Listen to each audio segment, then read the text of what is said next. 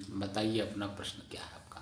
अच्छा, मैं जानना चाहता हूँ कि जैसे राम और कृष्ण ये अवतारिक पुरुष हैं, अवतार लिए, तो ठीक है, आए गए चले हो गए, लेकिन नारायण की क्या उत्पत्ति है, ये कैसे हुई?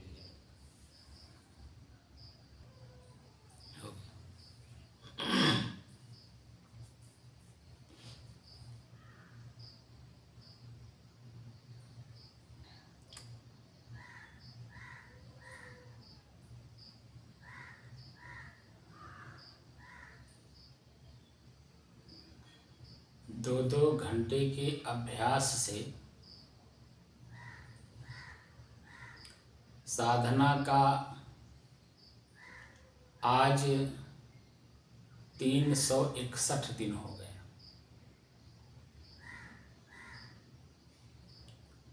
तारीख 31 अक्टूबर सन 2022, दिन सोमवार, प्रातःकाल।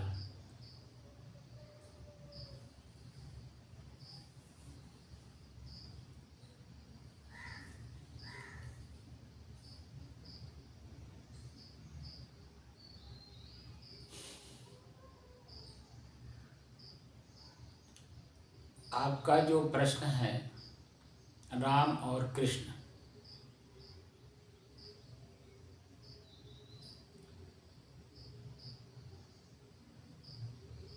क्री धातु से कृष्ण शब्द बना है। ये सब जब तक आप लोग वास्तव में व्याकरण नहीं पढ़ते हैं शुद्ध रूप से जानने की दृष्टि से, तब तक शब्दों के बारे में वास्तविक स्थिति का पता नहीं चलता है। वह शब्द कहाँ प्रयोग हो रहा है, किस रूप में प्रयोग हो रहा है, उस प्रयोग से हमें या परिवार को या समाज को क्या मिलने वाला है, क्या मिल रहा है,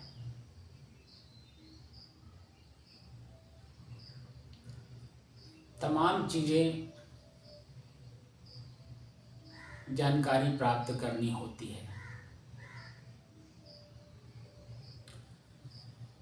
साधना हम लोग कर रहे हैं मन की चंचल मन को स्थिर करने के लिए, और चंचल मन तब तक चंचल रहता है जब तक जिस चीज को जानना चाहता है उसके बारे में पूर्ण जानकारी ना कर ले। दाएं बाएं ऊपर नीचे आगे पीछे, जब तक किसी चीज को देख नहीं लेता है, जान नहीं लेता है, समझ लेता नहीं है, तब तक मन एकाग्र नहीं होता है, स्थिर नहीं होता है, तो शांत कैसे होगा।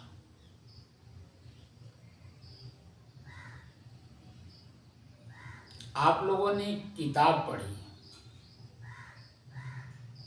रामायण या महाभारत,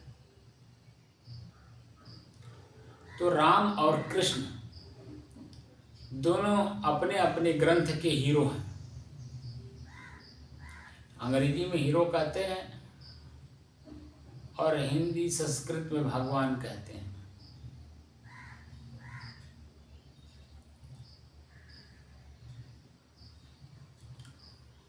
अपने अपने ग्रंथ के नायक हैं वो,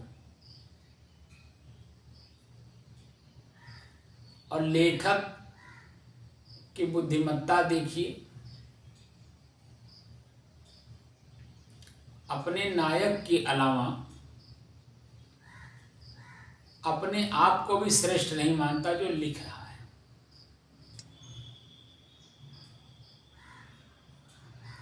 लिखने वाला अपने आप को भी छोटा बना देता है। जो कि ग्रंथ राम और कृष्ण आकर के लिख के नहीं गए, उनके बाद उनके अनुयायी, उनसे प्रेम करने वाले लोग ग्रंथों का निर्माण किए। और ग्रंथ लिखते समय मन शांत नहीं रहता है,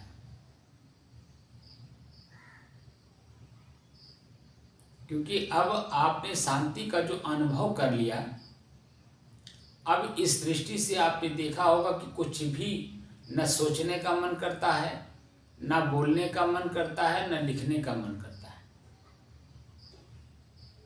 जी। न सुनने का मन करता है। अब यहाँ तक कि जीव का जो स्वाद लेकर के हम भोजन ग्रहण करते हैं,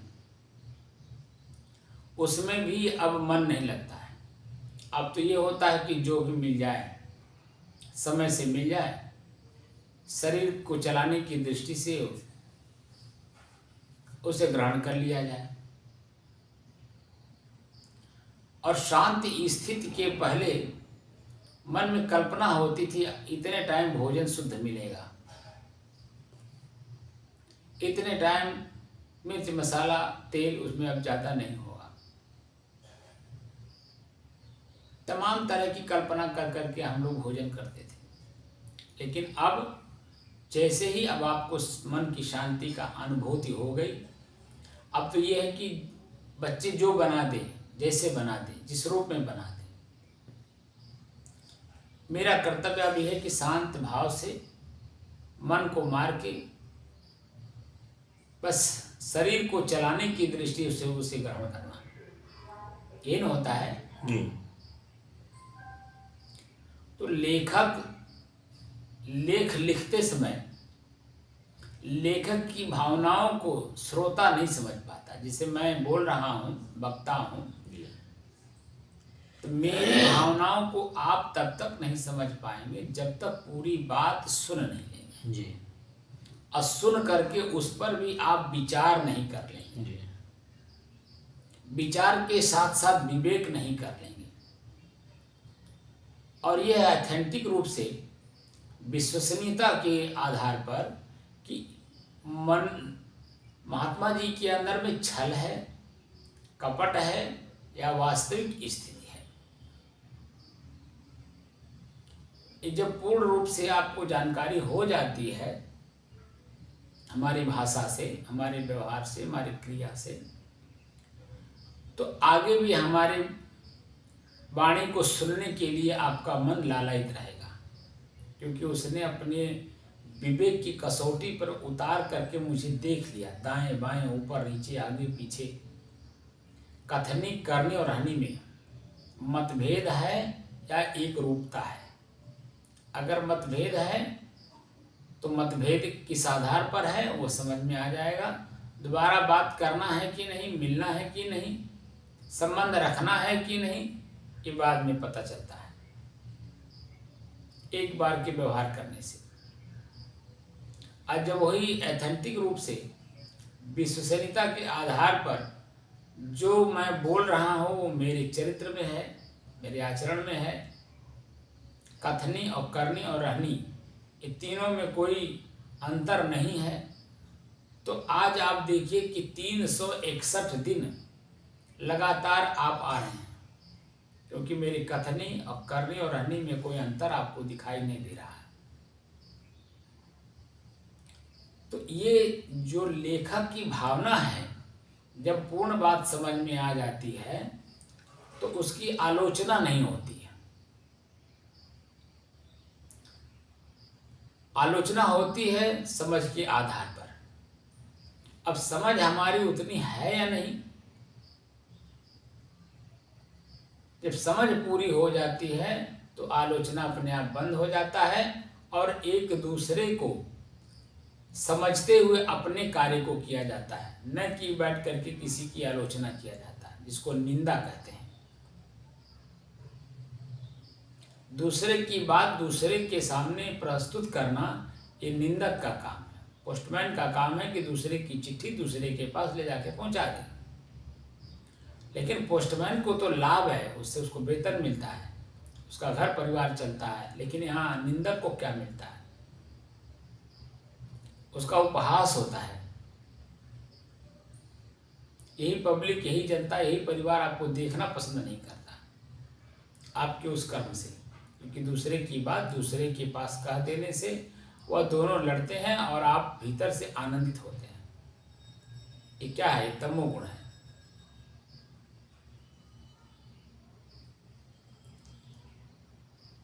दूसरे की दुख को देख करके अपने चरित्र के आधार पर उसके दुख को मिटा देना, ये रजोगुण में आता। और स्वयं में शांत रहना, ये सतोगुण में आता है। सदगुरु कबीर साहब ने कहा है कि समझ बूझ जड़ हो रहे, बल तज निर्बल होए, कहें कबीर ता संत का पला न पकड़े कोई। ये तीसरी स्थिति है जो सतोगुण का आदमी है। सतोगुण की जो वृत्ति है, वो जानता सब कुछ है, समझता सब कुछ है, बोलता नहीं, करता नहीं। जो उसके अनुकूल है शांत भाव में रहने की, वह बोलता भी है, वो करता भी है, और उसी आधार पर अपने जीवन को लेकर के चलता भी है, क्योंकि उसे शांति प्रिय है। और शांति क्रिया में नहीं होती, और इन दोनों में क्रिया है, रजोगुण और तमोगुण में। तो जो आपकी मनोवृत्ति है रजोगुण, तमोगुण और सतोगुण की, इन्हीं लोगों का नाम ब्रह्मा विष्णु महेश रखा गया।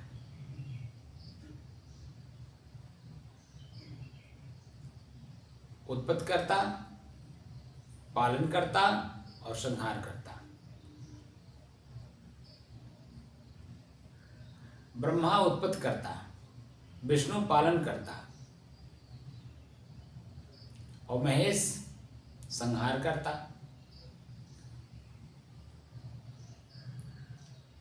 तो राम,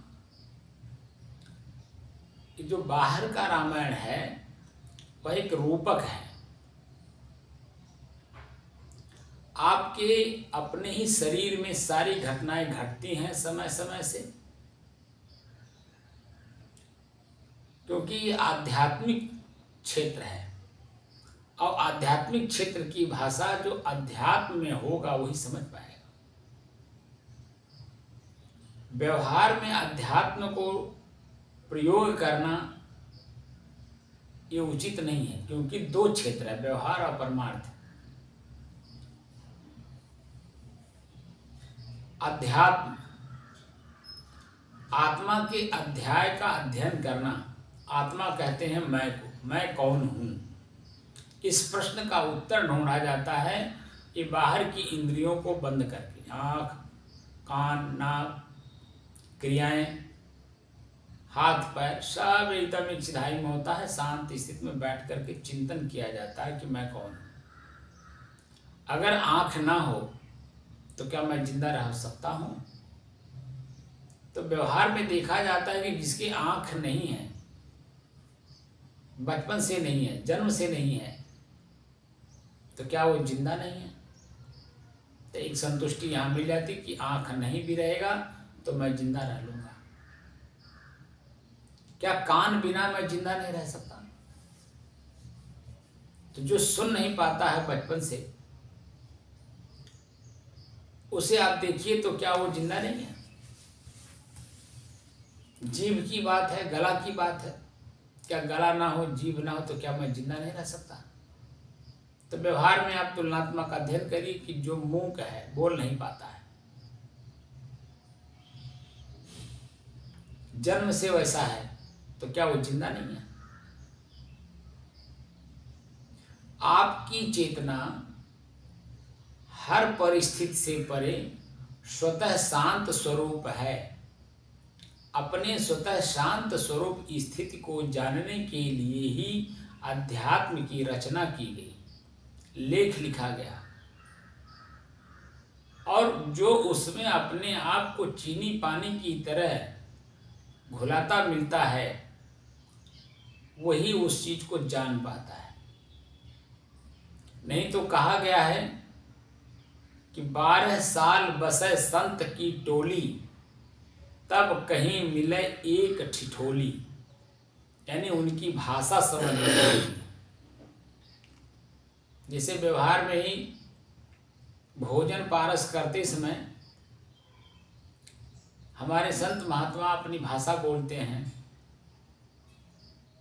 टिक्कर प्रसादा,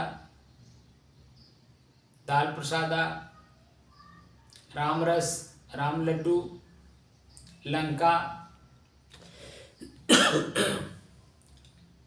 अब क्या समझेंगे आप?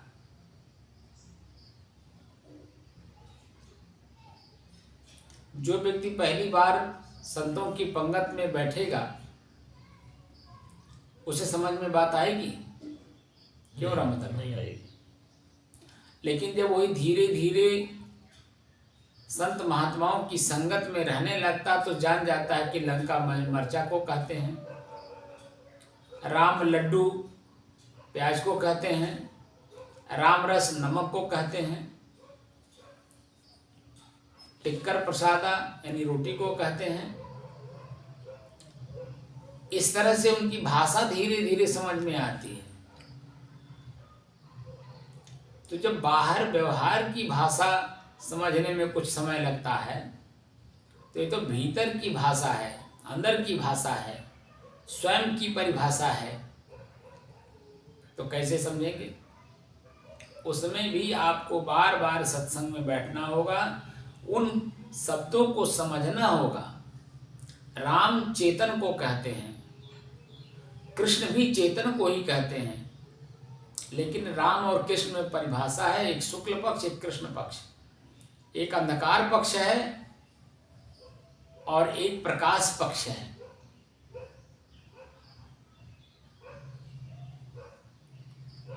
राम प्रकाश पक्ष हैं और कृष्ण अंधकार पक्ष। इनकी परिभाषा है। अपनी परिभाषा में हमारे लेखक, आध्यात्मिक लेखक अपनी परिभाषा को परिभाषित करते हैं। जब हम उस चीज को जानने की कोशिश करते हैं, कोशिश करते करते तब हमें जानकारी होती है। मैं भी जब आप लोगों के बीच में था, परिवार और समाज में था, कुछ जानता नहीं था अध्यात्म के बारे में, तो वही मैं भी समझता था जो आप समझ रहे हैं। लेकिन मैंने आप लोगों के जीवन का परित्याग किया स्वयं को जानने के लिए, अध्यात्म को जानने के लिए।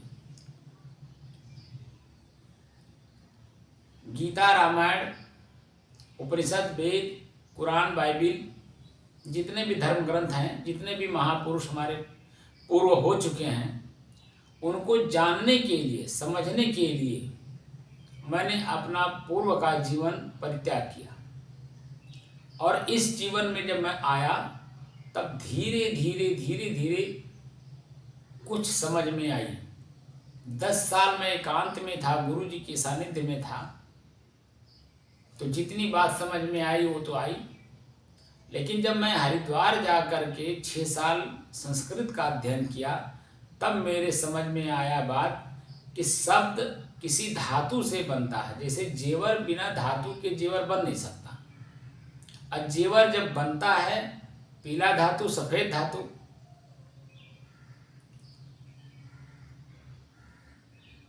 काला धातु, नीला धातु, पीला धातु, तमाम तरह के धातु हैं, जिसको तांबा, कांसा, लोहा, सोना, चांदी कहते हैं। अगर ये लोग ना हो तो इससे उत्पन्न जेवर नहीं बनेंगे। और जेवर जब बनते हैं तो खूबसूरत लगते हैं, देखने में आकर्षित होते हैं, और अपने शरीर पे धारण करने का मन करता है।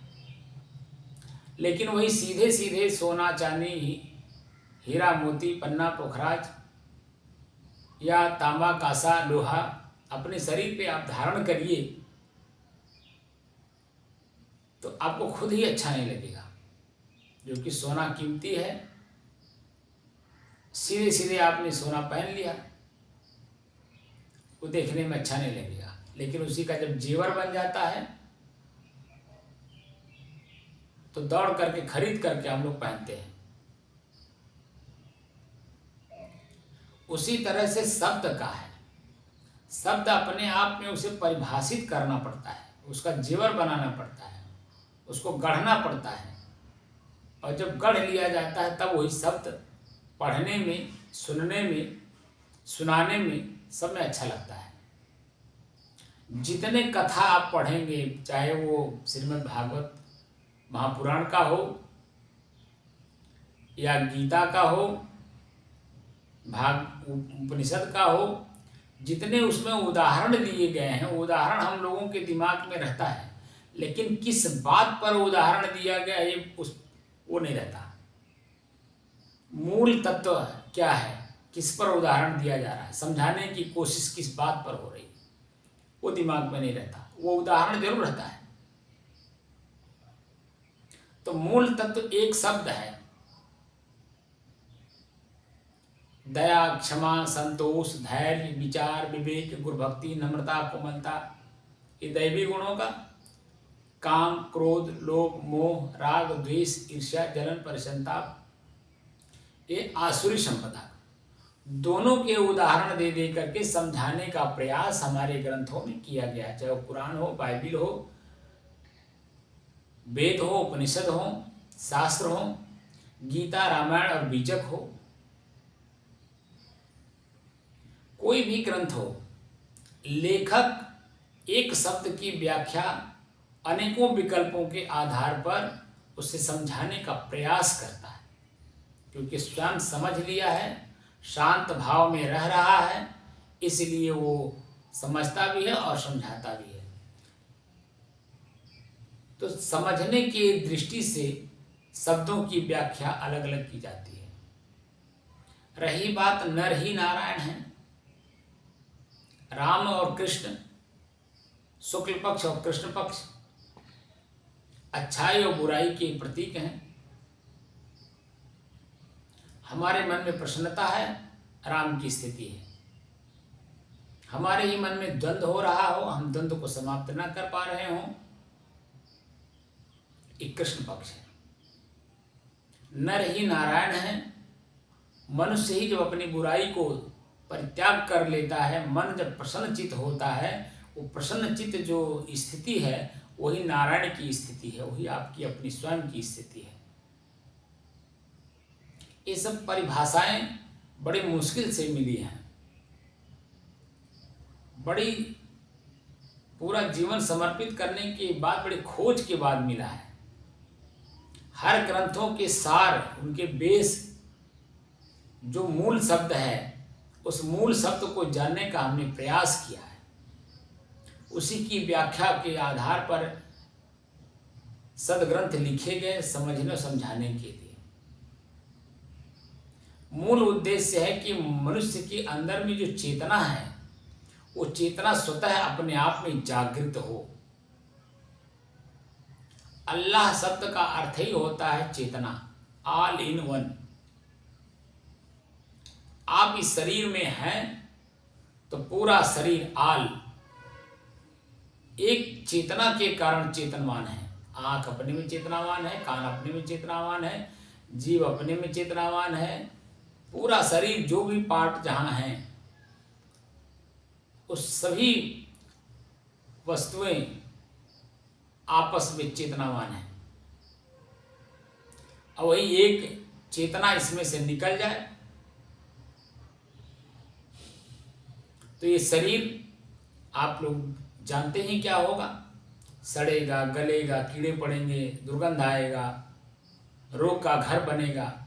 इन्हीं परिस्थितियों को देखते हुए सभी समाज में, पूरे विश्व में जो मनुष्य मात्र हैं, इस शरीर के जो वास्तविक स्थिति है उसको पढ़ने के बाद सभी लोगों ने अपने अपने नियमानुसार, परिस्थिति अनुसार जिस शरीर को जमीन में गाड़ने का प्रक्रिया किया, जल में प्रवाह करने की प्रक्रिया शुरू किया, या इसे जलाने की प्रक्रिया शुरू की। क्योंकि जब ये समाज में रहेगा तो इसकी जो वास्तविक स्थिति है, सड़ना, गलना, कीड़ा पड़ना, नष्ट होना, दुर्गंध देना, और इन सब चीज़ों के कारण दूसरे के नाक में जाना, उसको रोग पैदा करना, इन चीज़ों को देखने के बाद तभी शरीर के जो बुद्धिजीवी वर्ग हुआ, शरीर को पढ़ने के बाद तो समाज को दिशा निर्देश दिया कि इसको जल प्रवाह करिए, या मिट्टी में इसको दबा दीजिए, या इसको जलाकर राख कर दीजिए, जैसी परिस्थिति रही। तो परिस्थिति के अनुसार जो कार्य किए गए वो किए गए। आज जो है वही एक आयोजन के रूप में हो रहा है। हिंदू जलाता भी है, समाधि भी लगाता है और जल प्रवाह भी करता है, तीनों काम करता है, जैसी परिस्थिति हो जैसा। तो ये एरिया के हिसाब से है। रेगिस्तान में कहीं पेड़ नहीं है, रेगिस्तान में कहीं नदी नाले नहीं है, तो क्या करते थे, उसे जमीन में दबा देते थे, क्योंकि इसका जो दुर्गंध है वो बाहर नहीं निकलेगा। इसकी जो शरीर की जो स्थिति बिगड़ने वाली है वो दिखाई नहीं देगा, और समाज में किसी भी प्रकार की कोई रोग नहीं होगा। जहां पर नदी है, बहता हुआ झरना है, वहां विचार पूर्वक जल प्रवाह कर दिया जाता है कि इसी पानी में डाल दिया जाए। दो काम हो जाएगा, ये बहता हुआ हमारे आंख के सामने से ओझल हो जाएगा, दूर चला जाएगा बहते बहते। दूसरा काम, जो जल में जीव हैं उनका भोजन हो जाएगा। लेकिन जहां पर नदी भी है, लकड़ी भी है, इसको जंगल कहते हैं, सूखी हुई हैं, तो ये इस शरीर को नष्ट कर दिया जाता है जला करके, एक मुठा राख कर दिया जाता है, ताकि इसकी जो उत्पन्न होने वाली बुराई है वो बुराई अच्छाई में परिवर्तित हो जाए। हमारे आँख के सामने ही इस शरीर का जो वास्तविक स्थिति है वो दिखाई देगी, एक मुठा राख।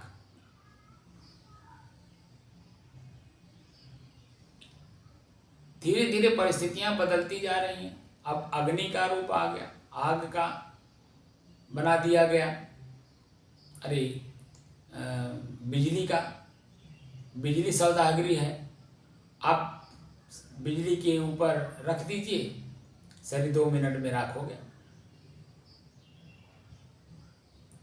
तो परिस्थितियों को देखते हुए प्रकृति के नियमानुसार हमारे समाज के जो बुद्धिजीवी वर्ग रहे, बुजुर्ग लोग, अनुभवी लोग, उन लोगों ने समाज को, अपने पीछे लोगों को जो इस बात पे अनभिज्ञ हैं, अनजान हैं, उनको शिक्षा देने के लिए शब्दों का प्रयोग करते हुए उन्हें शिक्षा देते गए, और उन लोगों ने अपना उसका आदर्श मानते हुए उस कार्य को करते गए।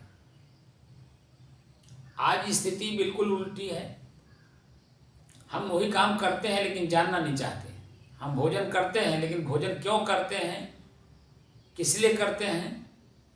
अब भोजन कर भी रहे हैं तो भोजन करना क्या चाहिए, शरीर को देना क्या है, जिससे शरीर और मन दोनों हमारा शुद्ध हो।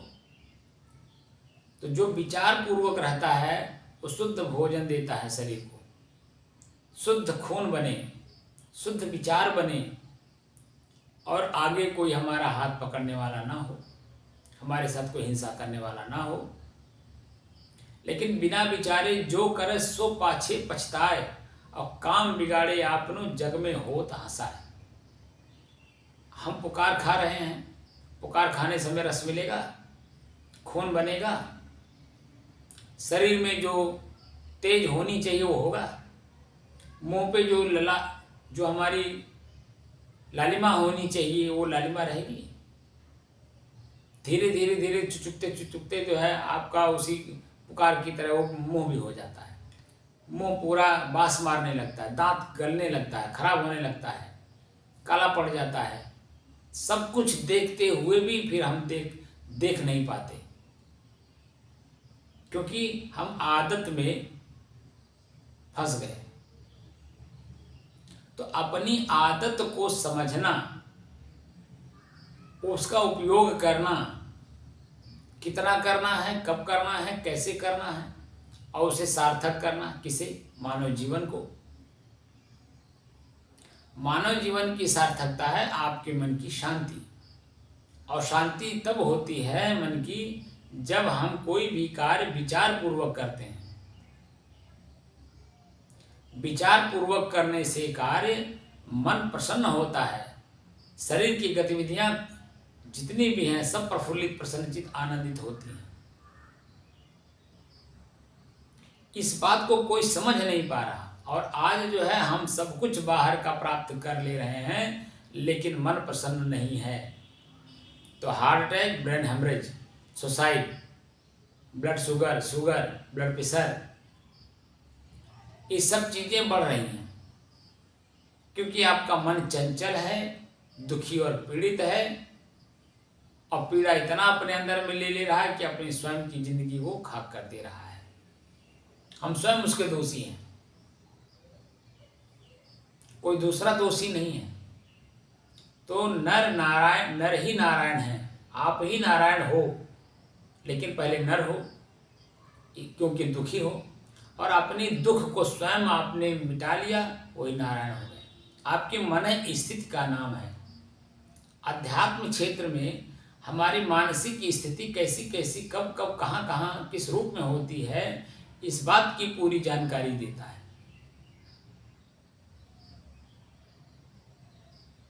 अब उस लेवल पे हम जाना नहीं चाहते, व्यवहार में ही अध्यात्म को घुसाना चाहते हैं, और अध्यात्म में व्यवहार को घुसाना चाहते हैं। दोनों दो क्षेत्र है, एक पूरब एक पश्चिम। हमारे इस शरीर में 3 शरीर है, सूक्ष्म शरीर, स्थूल शरीर और कारण शरीर। स्थूल शरीर तो दिखाई दे रहा है, सूक्ष्म शरीर दिखाई नहीं देता, जिसके कारण ये शरीर चल रहा है। और कारण शरीर इन दोनों को जानने वाला, दोनों को भोग करने वाला, स्वतः शांत स्वरूप चेतन अवस्था, ये कारण शरीर है। तो इन चीजों को जानने की दृष्टि से हमारा अध्यात्म पूरा का पूरा इतिहास, सृष्टि, आप जब से जन्म लेते हैं मरने तक का पूरा इतिहास लिखता है, और वह इतिहास आपके मन स्थिति का है। लेकिन साधना के स्तर पर जब हम इस चीज को जानने की कोशिश करते हैं, कथा वार्ता सत्संग करते हैं, तब पूरी बात समझ में आती है। अगर साधना नहीं है और सब कुछ हो रहा है, तो आप अपने आप को नहीं जान पाएंगे, खाली शब्द को जान लेंगे। तो शब्द के जानने मात्र से, जैसे गेहूं, चावल, मिर्च, मसाला, तेल, सब कुछ हम शब्द से जान लें, और उसका प्रयोग करके और अपने भूख को हम ना मिटाएं, तो उस शब्द को प्रयोग करने से क्या हमारे अंदर में तृप्ति आएगी बिना भोजन किए? उसी तरह से जब तक स्वयं शब्दों को पका करके, पकाने की कला होती है, जब तक स्वयं में पका करके नहीं खाएंगे, तब तक उस शब्द के बारे में क्या जान पाएंगे। गेहूं एक शब्द है, एक वस्तु है। सिर्फ गेहूं शब्द रटने से वस्तु हमारे पास नहीं आ जाता, उसे पाने के लिए हमें चलना पड़ता है, करना पड़ता है। ठंडी, गर्मी, बरसात, भूख, प्यास, मान अपमान, सारी चीज़ों को सहन करना पड़ता है। 2 से 3, 3 से 4 महीने तक इंतजार करना पड़ता है। खेत को बीज देने के बाद 3-4 महीने इंतजार करना होता है, और एक एक दिन की अपने मन की स्थिति को पकड़ना पड़ता है कि क्या क्या आज हो रहा है। तो किसान जो होता है वो बताता है कि महाराज सुबह शाम खेत की मेड़ पे जाना पड़ता है, उसकी आवश्यकता को देखना होता है कि उसकी मांग क्या है। पानी की ज़रूरत है, खाद की ज़रूरत है, देखरेख की ज़रूरत है, इसकी ज़रूरत क्या है। जब हम उसकी ज़रूरत को पूरा करते हैं, अपनी पूरी ज़रूरत को जब पूरा करवा लेता है, तब अंत में आपको बहुत 1 पॉइंट से लेकर के 100 पॉइंट तक आपको लाभ देता है। और अगर आपने बीच बीच में उसकी आवश्यकता पूरी नहीं की, जब जब उसकी ज़रूरत है खेत की, तो वही जो फसल आप अपने मन के अनुकूल चाहते थे, वो अनुकूलता नहीं आएगी, होगा, कम होगा,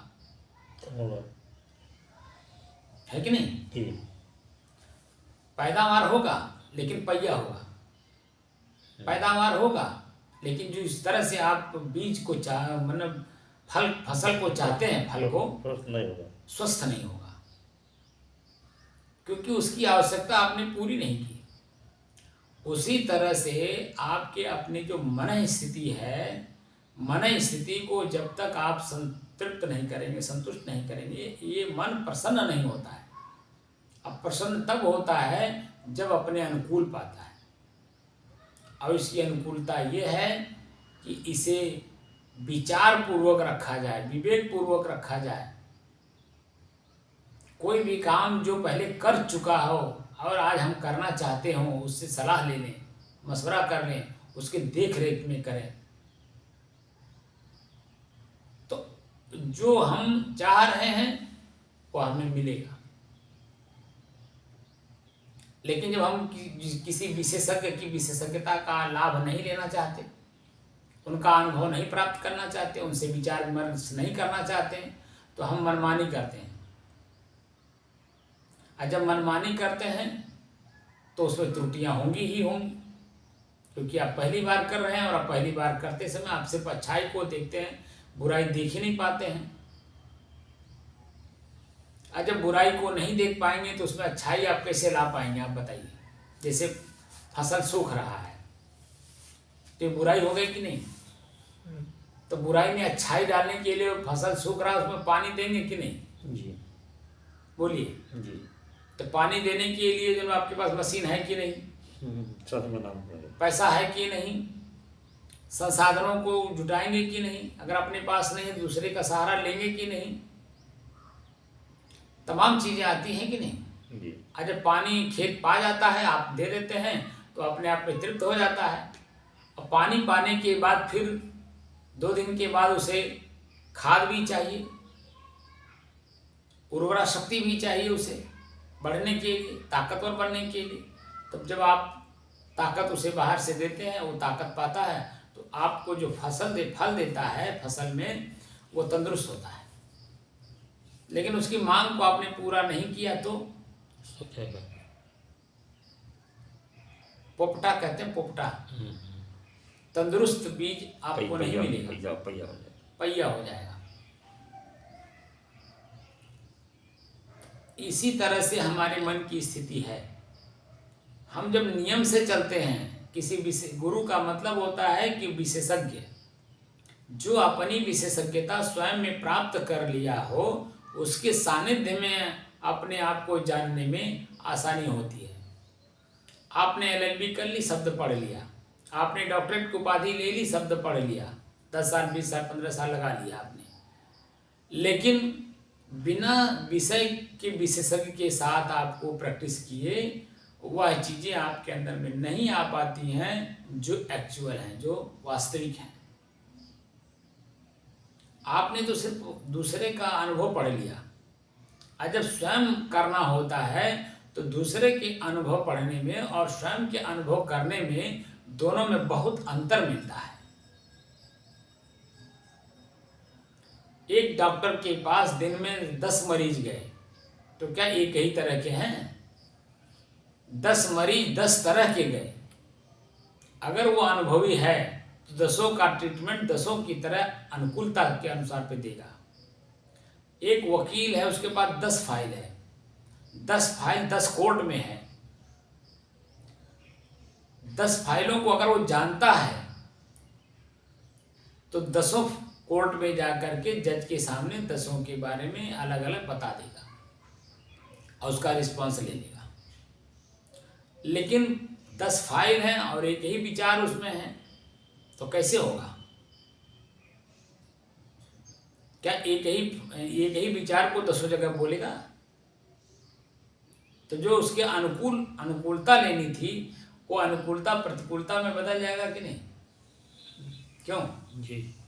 एक ही दवा सभी रोगों में अगर डॉक्टर देने लगे तो उसकी औकात क्या, उसका अनुभव क्या? नोट बना लेता है क्या बोलना है, वो तो वकील बनाता है ना, तो अपना नोट बनाता है अपना अलग अलग फाइलों में, और उसी नोट को उसी में रखे रहता है अलग अलग फाइलों में, और उसी अनुसार वहाँ पहुँच करके अपनी बात कहता भी है। डॉक्टर अपने हर दवा को जानता है और मर्ज को भी जानता है। तो जो मर्ज जिस मरीज के अंदर में है, उस दवा को उसके लेवल पे देने से वो खुश होता है, प्रसन्न होता है, क्योंकि रोग नष्ट होता है। लेकिन एक ही दवा का पता है उसे, और 10 मरीज आए, 10 किस्म के आए, तो 10 में कैसे दे देगा वो? अगर वो देता है, इसका मतलब अनभिज्ञ है, अज्ञानी है, अनजान है, तमाम शब्द का प्रयोग होगा नहीं। लेकिन जानकार है तो देखिए भीड़ लगी रहती है डॉक्टरों के यहाँ, वकीलों के यहाँ। बात मानते हैं कि नहीं मानते? बस में बैठते हैं आप, कंडक्टर जो है पूछता है कहाँ जाना है। 100 लोग बैठे हैं बस में, और 100 के पास जा करके वो जितनी दूरी पे उसको पता रहता है कि कौन व्यक्ति कहाँ जा रहा है, तो कितनी दूरी है, उस दूरी के हिसाब से उसका टिकट काटता है। न कि जो है बस में बैठ गए तो जो है आप बस एक ही रुपये 100 रुपये ही दीजिए। उसका नुकसान भी हो सकता है, हानि भी हो सकता है, लाभ भी हो सकता है, और आपका हानि होगा।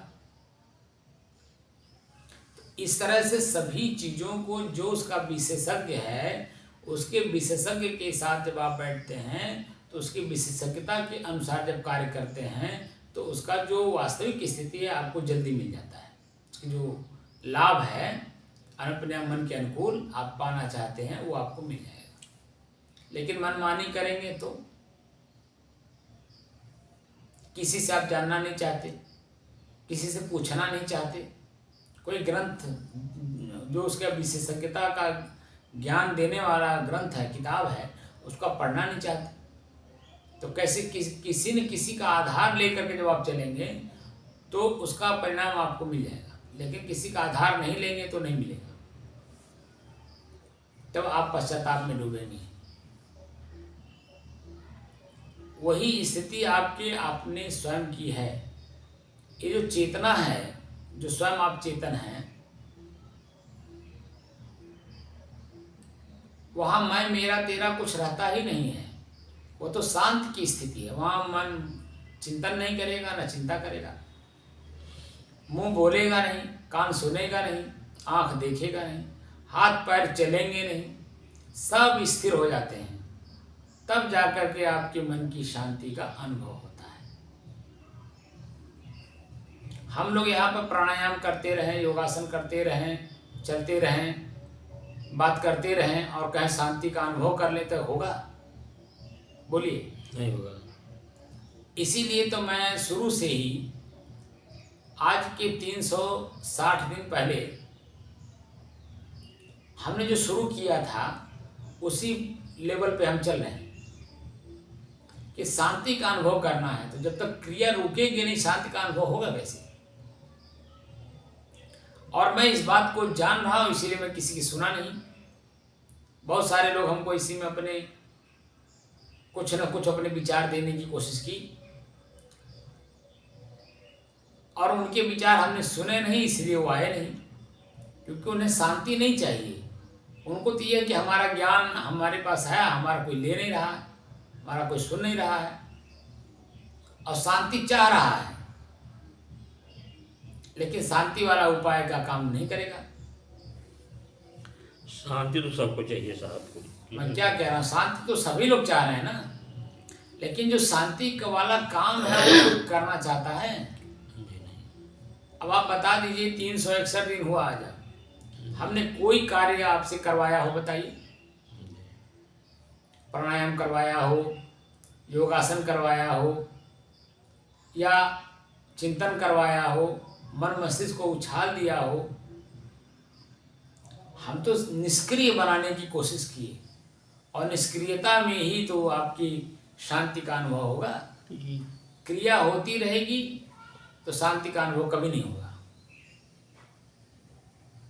क्योंकि क्रिया हो रही है ना, तो उसमें अच्छे बुरे का लाभ खाली आपको मिल सकता है, लाभ और हानि अनुभव हो सकता है, लेकिन अनुभव शांति अनुभव विहीन होता है, वह अनुभूति नहीं होती है, क्योंकि चेतना स्वतः में प्रवेश कर गया ना।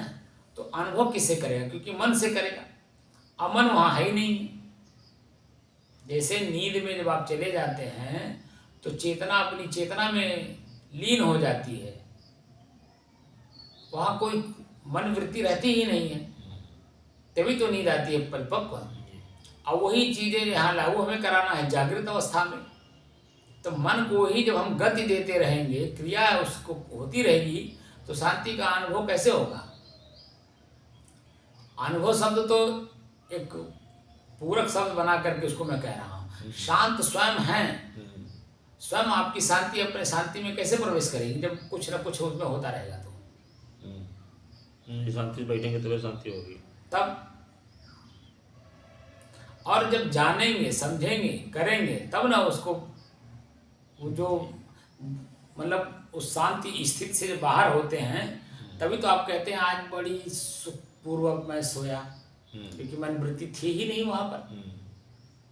शरीर थका हुआ था, मन भी थका हुआ था, दोनों अपने आप में लीन हो गए। तो आप जब जगे तो कह रहे हैं, किसी न किसी व्यक्ति से कहते हैं ना कि बाबू आज मैं बड़ा सुखपूर्वक सोया, कुछ भी ज्ञान नहीं था, कुछ भी ज्ञान नहीं था। ये शब्द का प्रयोग करते हैं कि नहीं? ज्ञान का मतलब जानकारी, यानी बाहर की चेतना, कुछ भी नहीं था, बिल्कुल अपने आप में शांत स्थिति। जो गहरी नींद है वही तो आपकी अपनी चेतना की अपनी स्थिति है, शांत की स्थिति है।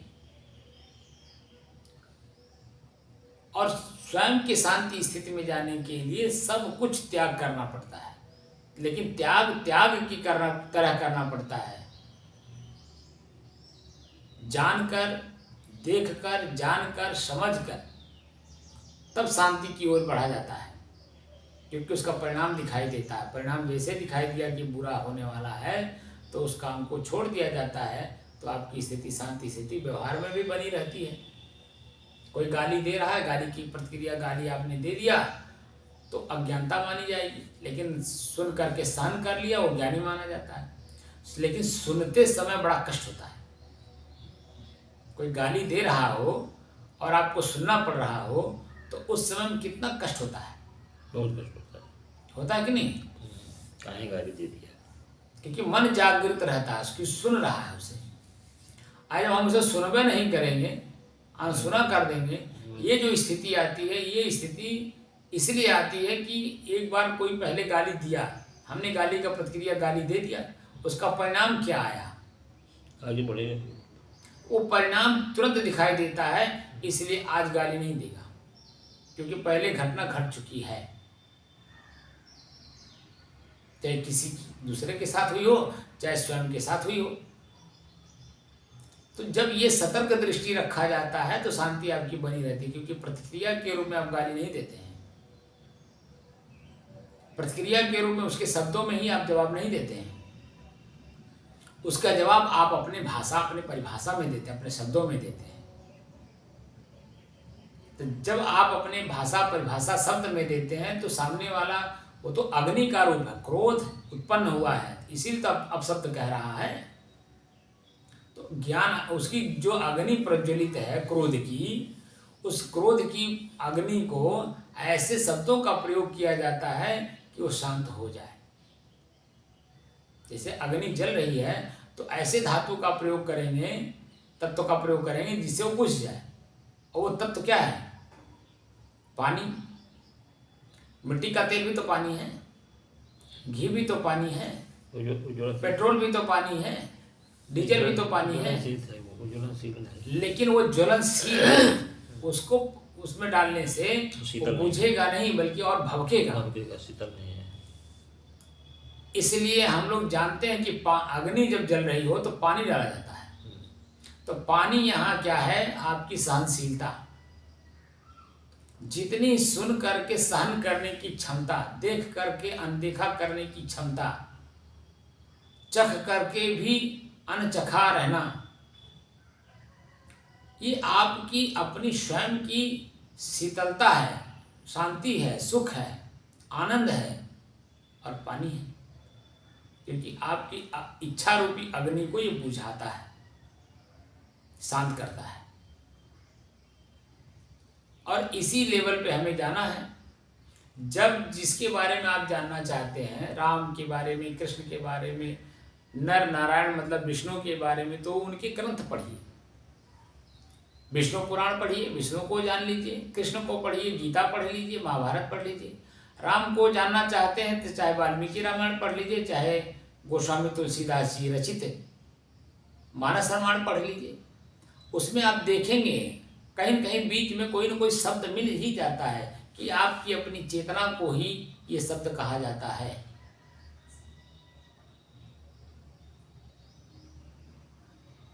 और जब अपनी चेतना को आप जानने की कोशिश करेंगे तो उसके लिए बाहर की वृत्तियां त्याग करनी पड़ती है। तो किताबें सब अपनी अपनी धारा है ना, जो किताबें अपनी अपनी धारा है, अपनी अपनी बहार है। वो तो लेखक समय समय से अपने समय का सदुपयोग किया।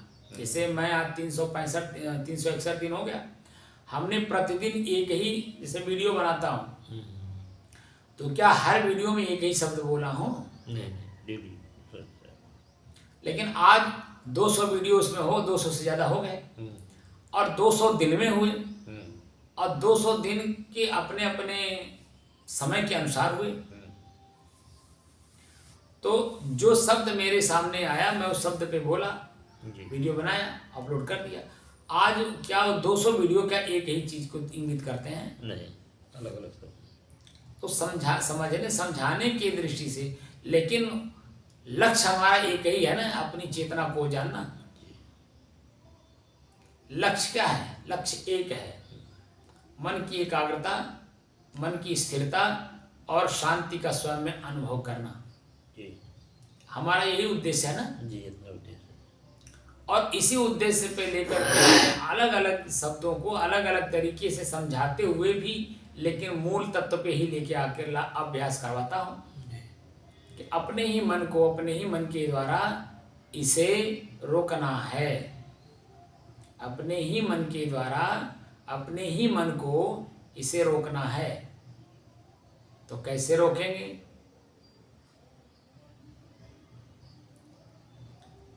वह कला सिखाता हूँ जिससे कि आपका मन अपने ही बस में हो। और जब अपने ही बस में आपका मन होगा फिर तो जीवन ही धन्य होगा।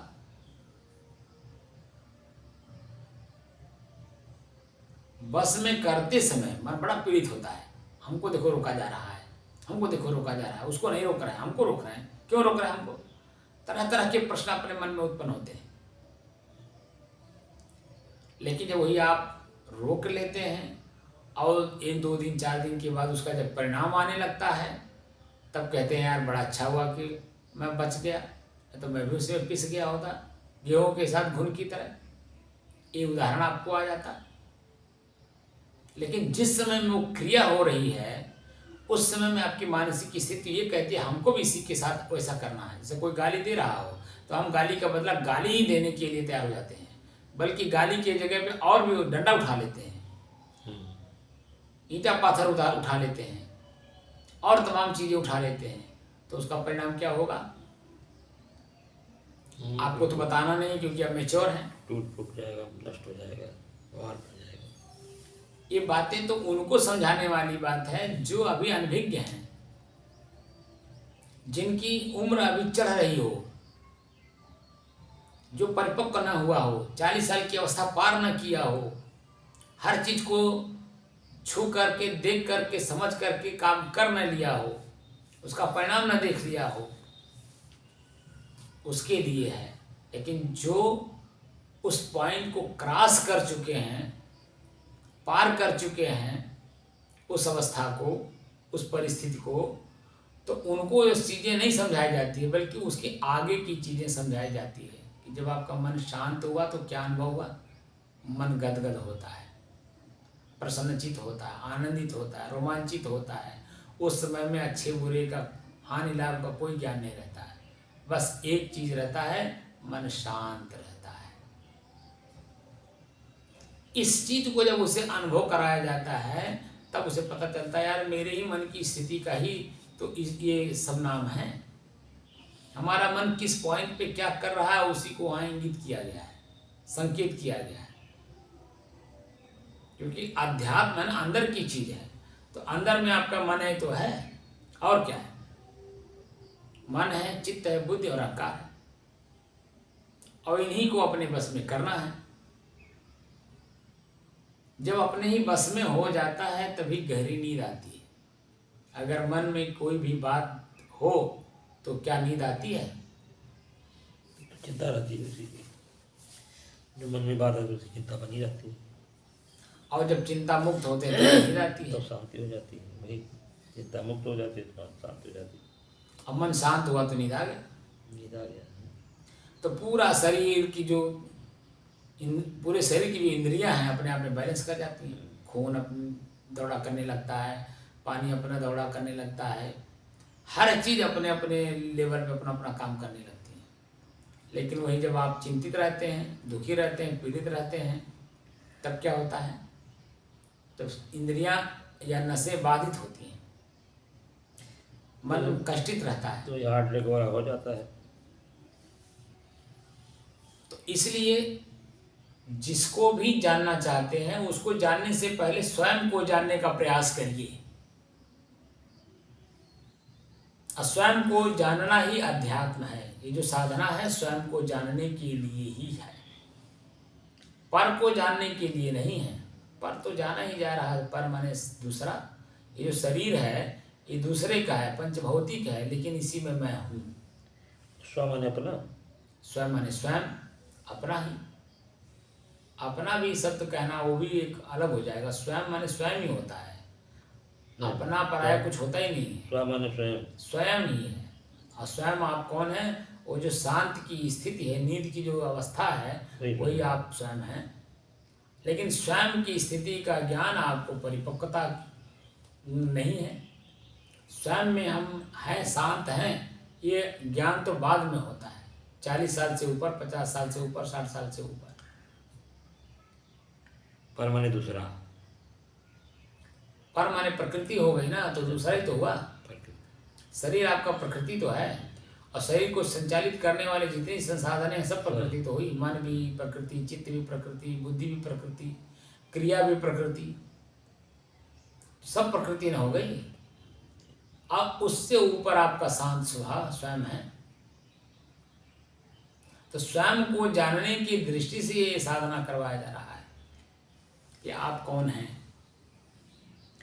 ऐसा सूक्ष्म शरीर और स्थूल शरीर, ये दोनों का मतलब है माया के हैं, प्रकृति के हैं ना? माया के हैं, प्रकृति के हैं। सिर्फ वही कारण शरीर ही मतलब शुद्ध है। शुद्ध जो आपकी नींद अवस्था है वही है, वही आप स्वयं हैं। जैसे नींद से जगे और फिर जब तक नींद में आप नहीं गए तब तक प्रकृति में रहेंगे ना। सारा काम प्रकृति में करेंगे। और आना हमको मतलब लौटना हमें अपने आप में है। कारण शरीर में लौटना है, लौटना अपने आप में है। वही कारण शरीर आप स्वयं हैं, स्वयं कारण है ना।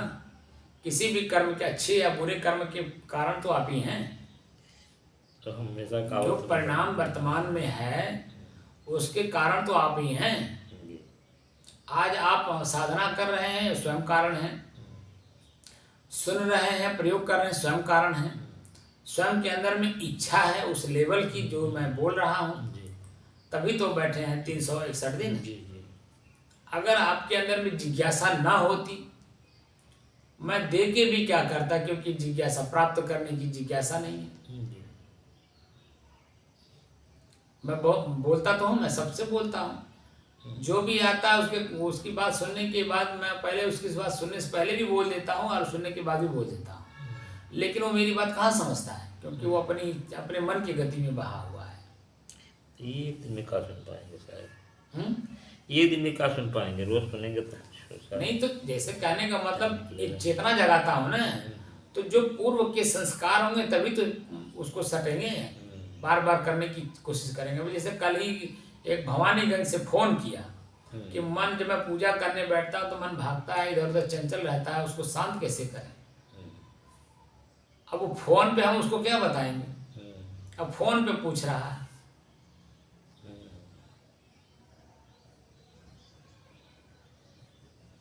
अब फोन पर मैं कई जो बड़े बड़े अधिकारी हैं, जो समझने वाले लोग, उनको बताता भी हो तो कहाँ करते हैं। क्योंकि वास्तविक स्थिति है कि स्वयं को आदमी जानना ही नहीं चाहता है। स्वयं को पा करके स्वयं का लाभ नहीं देखा ना, तो बाहर के चीजों को पा करके लाभ को देखा है ना, क्षणिक लाभ जिसको बोलते हैं। हाँ, क्षणिक लाभ, क्षणिक लाभ, शरीर रहते तक का लाभ आपको प्राप्त होगा, शरीर रहने के बाद, न रहने के बाद आपका जो क्षणिक लाभ लाभ के लिए सब पूरा जीवन नष्ट तो आदमी करता है। क्षणिक लाभ के लिए, क्षणिक लाभ के लिए पूरा जीवन नष्ट कर देता है। हाँ, पूरा जीवन नष्ट करता है क्षणिक लाभ के लिए। लेकिन जहाँ अस्थाई लाभ का अनुभव हो जाए तहाँ जन्म आदमी उस काम को करेगा, लेकिन उतना करेगा जितनी उसकी आवश्यकता है। आवश्यकता के विपरीत नहीं जाएगा। बात समझ रहे हैं? आवश्यकता के विपरीत बिल्कुल नहीं जाएगा, ना आगे पीछे दाएं बाएं का कुछ नहीं सोचेगा। बस अपनी जो मूल चीज है, हमसे भूख लगा है तो हम आगे के लिए नहीं सोचेंगे कि कल शाम को क्या खाऊंगा। उतने टाइम खा करके मतलब संतुष्ट हो जाएगा। वर्तमान में जो भी उसके सामने उपस्थित है, नॉन रोटी या सूखी रोटी या बिल्कुल सूखा हुआ रोटी है, पानी में भिगो के खा लेगा, ठीक है ना। बस उसको इतना है कि हमारी जो भूख तत्काल में लगी है ये खत्म कैसे हो, पीड़ा जो दे रहा है पीड़ा मुक्त कैसे हो। तो जो भी सामने रहेगा वही उसके लिए 56 प्रकार का भोजन है। लेकिन जब मन में इच्छा रख करके 56 प्रकार की भोजन आपके टेबल पर है और मन पीड़ित है, मन पीड़ित है किसी परिणाम को लेकर के, दुखी है, ठीक है, तो 56 प्रकार का भोजन उसे सुख देता है? नहीं देगा। लेकिन मन में पीड़ा नहीं है तो सूखी रोटी उसको 56 प्रकार की तरह लगता है। ये सब 56 प्रकार की क्या कहा जाता है? 56 प्रकार की ठीक है। अरे वही नमक, वही चीनी है और क्या है, कुछ तो है नहीं, बस स्वाद अलग अलग चीजों में मिला करके 56 प्रकार लोग कहते हैं साहब, मतलब। अरे भाई 56 प्रकार का मतलब दाल भात रोटी सब्जी तो है ही, अचार, उसके बाद चटनी है, 5 हो गया, मिठाई कई प्रकार के हैं वो हो गए, आपके कई प्रकार के अचार हो गए वो हो गए, कई चीज़ों की चटनी हो गई वो हो गया, कुल मिला करके 56 प्रकार का वो भोग लगता है। 56 भोग भगवान को लगता नहीं है। अगर 56 प्रकार का भोग आपको देखना हो तो आप वहाँ चले जाइए, यहीं आपके प्रत्यक्ष ही प्रमाण है। छपिया में स्वामी नारायण छपिया, आप चले जाइए मंदिर पर, रोज 56 प्रकार भोग लगता है। वहाँ 56 प्रकार का भोग लगता है, रोज जा करके देख लीजिए क्या क्या 56 प्रकार में है। तो आपको अलग अलग वस्तुओं का स्वाद लेने का जो तरीका है उसी को 56 प्रकार कहा जाता है। लेकिन स्वाद लेने वाला कौन है? जीव। जीव का प्रदर्शन करने वाला कौन? जीव को प्रयोग करने वाला कौन? स्वयं चेतन। और इसी जीव में ही तो हम फंसे हुए हैं। जीव से तो फंस जाते हैं सब। आँख, जीभ और कान और लिंग और ऊपर से चमड़ी जो गर्मी और ठंडी का अनुभव कराता है, 5 तो हैं। यही सब खूनी है। और इन्हीं से जो अपने आप को धीरे धीरे बचाएगा, दौड़ करके नहीं, धीरे धीरे देख कर जान कर समझ करके बचाएगा अपने आप को इनसे, तभी जा कर के अपनी चेतना तक जाएगा। यही खूनी है इतने लोग। एक कतली हैं, आपको कत्ल करते रहते हैं, समय समय से उठने नहीं देते हैं, ठीक है ना। और इन्हीं को अपने बस में करना है। तो इनके साथ जो हम जब इनकी वाली करेंगे तो हमें पटकते रहेंगे, और इनकी वाली नहीं करेंगे तो इनको आपको दुख भी देंगे। तो जो दुख और सुख, हानि और लाभ का कोई चिंता न करता हो, सिर्फ अपनी शांति का, स्वयं की चेतना में लौटने की जिज्ञासा रखता हो, वही उस लेवल तक जा पाएगा। सबके बस का थोड़ी है। और पूर्व में आपने देखा भी होगा, सुना भी होगा कि बड़े बड़े राजा महाराजा राजपाट त्याग करके संन्यास लेते हैं। आज भी वही स्थिति है। संन्यास में शांति सा, मतलब शांति लेते हैं, शांति चाहिए। तब शांति चाहते, जो शांति चाहेगा सबको चाहिए शांति सा। जिसको शांति चाहिए उसको संन्यास लेना पड़ेगा कि नहीं? लेना पड़ेगा, शांति लेना पड़ेगा। चाहे फिल्मी दुनिया का आदमी हो, चाहता सभी है साहब, लेकिन हो नहीं पाता है। संन्यास लेना सभी चाहते हैं, लेकिन देखिए होता क्या है कि ये जो शरीर है ना, शरीर की बनावट ही बहिर्गत है। अंतर्मुख होने के लिए इसे आँख को बंद करना पड़ेगा, कान, जिसे गीता में लिखा 10 द्वारा नहीं संयम, 10 इंद्रियों को संयमित करो। और वही बात कबीर साहब कहते हैं कि 10 द्वारे तारी लावे तब दयाल के दर्शन पावे। हाँ, तो साहब ये अब खुल गए हैं तो उनको रोकना तो बहुत असंभव चीज है। अरे भाई, आज बड़ी बड़ी परिस्थितियों को सहन करके मैं इस लेवल पे आया हूँ। नहीं सही बात है। मैं किसी भी परिस्थिति में अपने आप को मिलाया नहीं, अपनी शांति का उससे तुलनात्मक अध्ययन किया तो देखा कि वो तो मैं प्राप्त कर लूँगा, लेकिन मेरी शांति भंग हो जाएगी। जिस पीड़ा में पूरा संसार जा रहा है उसी पीड़ा में मैं भी जाऊँगा तो फायदा क्या हुआ। मेरे ट्रांसफ़र होने से, घर गृहस्थी त्याग करने से लाभ क्या हुआ, जब उसी दुख पीड़ा में जो सभी लोग जा रहे हैं उसी में भी जा रहा हूँ। मरते समय सबको पीड़ा हो रही है और मरते समय हमें भी पीड़ा हो तो फिर आम आदमी में मेरे में अंतर क्या है। वो तो जीवन भर मनमानी काम किया और मरते समय पीड़ा लेके गया, और मैं जीवन भर मनमानी नहीं कर पाया और मरते समय पीड़ा लेके जा रहा हूँ तो वो तो उससे भी मैं नीचे चला गया। वो तो कम से कम वर्तमान में हर चीज का अनुभव तो लिया। अनुभव लेकर वर्तमान में तो जानकारी भी है कि दुख है, सब में दुख है साहब, वही सब जान रहे हैं। दुख में सब में, धन में भी दुख है, परिवार में दुख है, हर चीज में दुख है, लेकिन उसको स्थिर नहीं कर पाते। स्थिर नहीं कर पाता है। जानता तो है, तो स्थिर करने के लिए अभ्यास करना पड़ेगा ना। हाँ, स्थिर नहीं कर पाता कि हाँ दुख तो जान रहा, सभी जान रहे हैं दुख। स्थिर करने के लिए अभ्यास करना पड़ता है और अभ्यास ही मूल तत्व है। अभ्यास ही मूल तत्व है। अगर अब अभ्यास नहीं है तो कुछ भी नहीं है। तो इसलिए कुल मिला करके किसी बाहर को जान लेना तो आसान है, लेकिन स्वयं को जानना, ये आसान करना, ये साधक का काम, हमारा आपका काम है। ठीक है ना। स्वयं को जानना है। बाहर को जान के क्या किया आज तक ले। बाहर किसी से मिल करके, किसी से अपनी बात को कह करके या उसको जान करके आपने क्या किया। खत्म हो गया उतना, जितना टाइम रहता टाइम खत्म हो गया। तो कहाँ गया, हम कहाँ गए, कौन पता उसका। लेकिन अब जो आप काम कर रहे हैं ये मूल काम कर रहे हैं, कहीं जाने वाला नहीं है। ये तो आपके पास से अलग कभी होगा ही नहीं।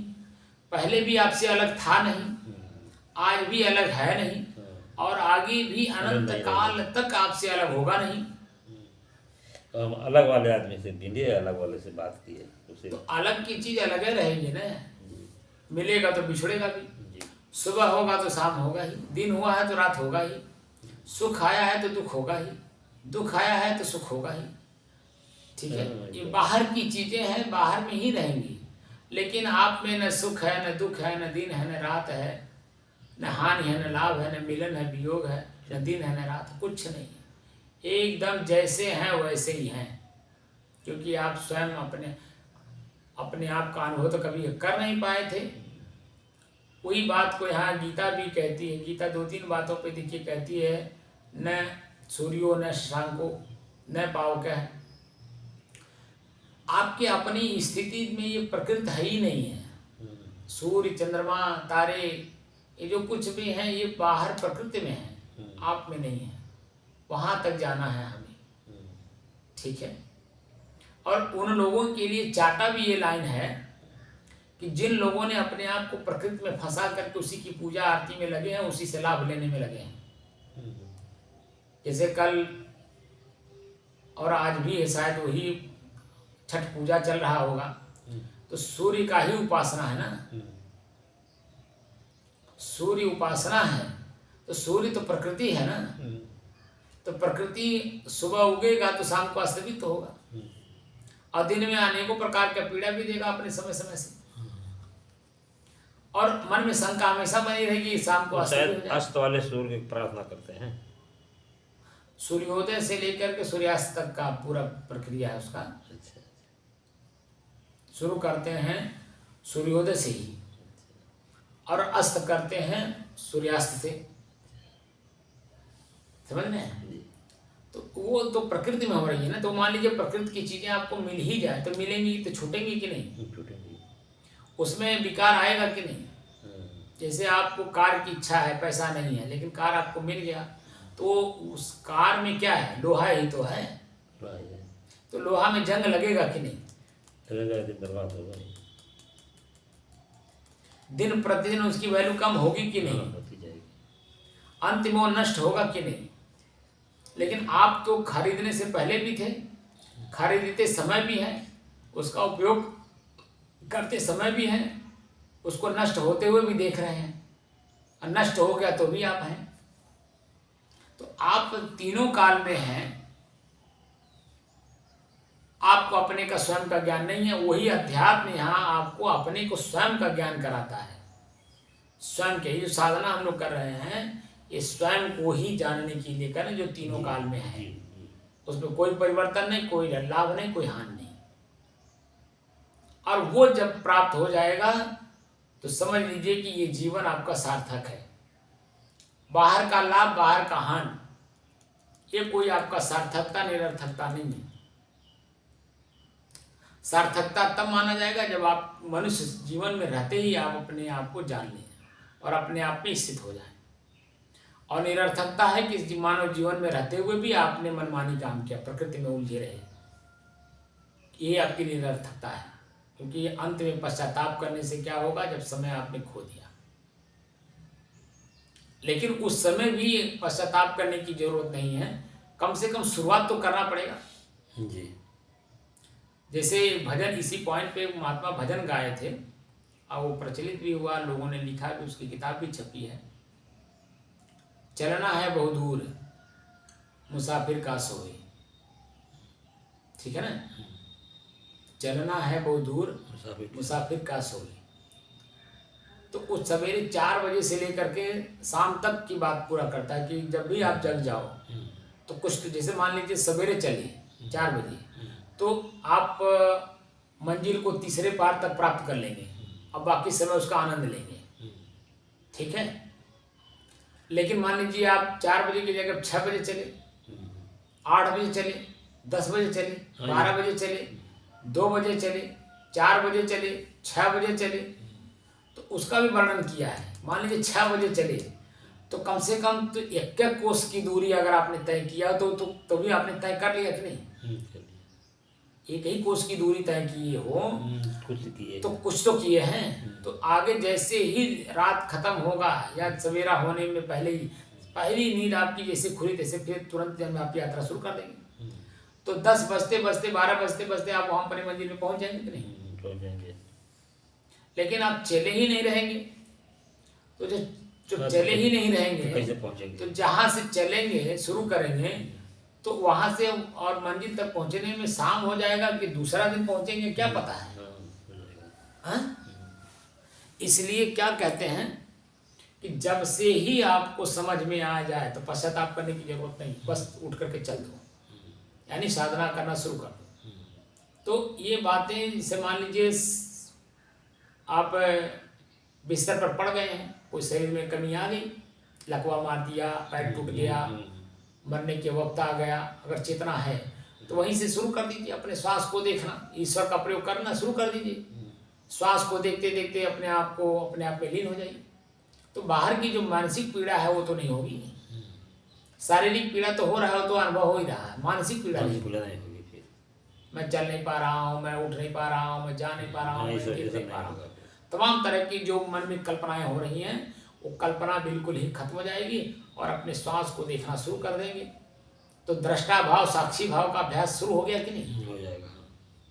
तो हर चीज आपको अनुभव हो जाएगा, यार तो छूटने वाला था ही, वो छूटता चाहे आज छूटे चाहे कल छूटे, छूटेगा ही।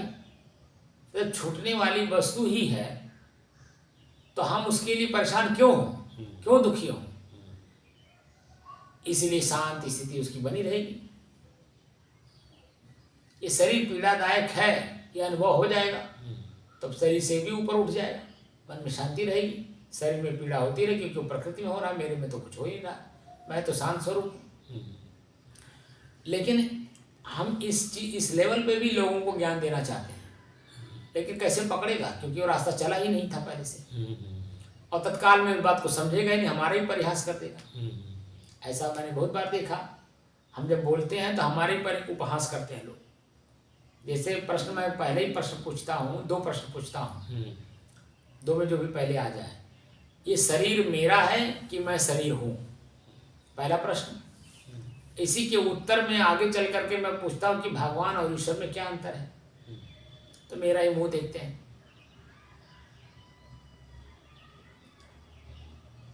पढ़े लिखे हैं, विद्वान हैं, समझदार हैं, समाज में एक पद प्रतिष्ठा रखते हैं, समाज में अपनी ख्याति रखते हैं, ठीक है ना।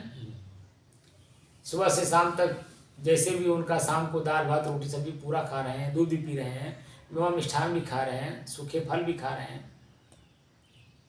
लेकिन जैसे ही प्रश्न करता हूँ, इन दोनों में से एक भी प्रश्न किया, अब मेरा मुंह ताकने लगते हैं।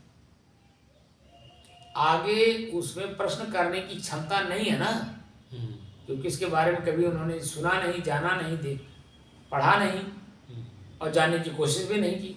तो मैं ज़बरदस्ती उनके दिमाग में डालना चाहता हूँ, और जैसे डालता हूँ तैसे मैं ही खुद ही उपहास का पात्र बन जाता हूँ उनके सामने।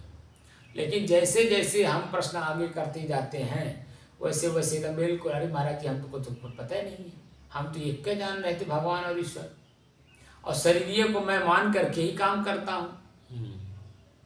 शरीर को ही जब प्रश्न करिए ना, तो थोड़ी देर के लिए तो मन वहाँ पे मेहनत करता है, यार मैं मेरा शरीर है कि मैं शरीर हूँ। तब कहता नहीं यार मेरा शरीर है, तब वहाँ पर थोड़ा मेहनत करता है, जब तो कहता मेरा शरीर है। लेकिन जैसे मेरे पास से हटता है, फिर वही काम करता है जो नहीं करना चाहिए। मैं मान करके ही हम जो शरीर को मैं मान के काम करते हैं, उसी में तो दोष होता है। मेरा मान करके करें तो दोष होगा ही नहीं, बस समझ रहे, तब दोष होगा ही नहीं। इसलिए मन की शांति ही आपकी सबसे बड़ी उपलब्धि है, और मन की शांति तभी होती है जब सबके बारे में अच्छाई बुराई हानि लाभ सुख दुख दिन रात सबके बारे में जाने हुए हैं, तब आपका मन शांत होता है। और इसी लेवल पे हमको आपको या साधक को जाना है। कोई भी साधक इस लेवल पे अगर जाना चाहता है तो धीरे धीरे अभ्यास करे, अपने श्वास को अपने से अलग हो करके देखने का।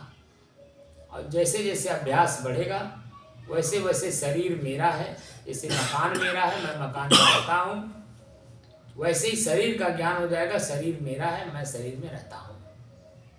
इसका उपयोग क्या क्या करना है, कैसे करना है, कितना करना है, कब करना है, ये पूरी जानकारी हो जाएगी। जैसे मकान में मकान मालिक का काम है, मकान मेरा है तो मैं इस मकान का उपयोग कब कब कर सकता हूँ, कैसे कर सकता हूँ, कितना कर सकता हूँ, उसको पूरा ज्ञान रहता है। अब प्रयोग करता है तो अपने भी सुखी रहता है, पूरे परिवार और समाज को सुखी किए रहता है।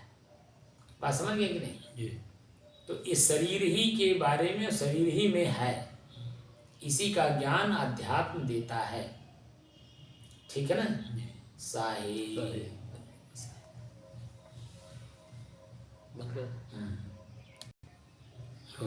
अब बात पूरी समझ में आया कि नहीं? राम कृष्ण और नर नारायण में जी आ गई कि नहीं? पूरी समझ आ गई।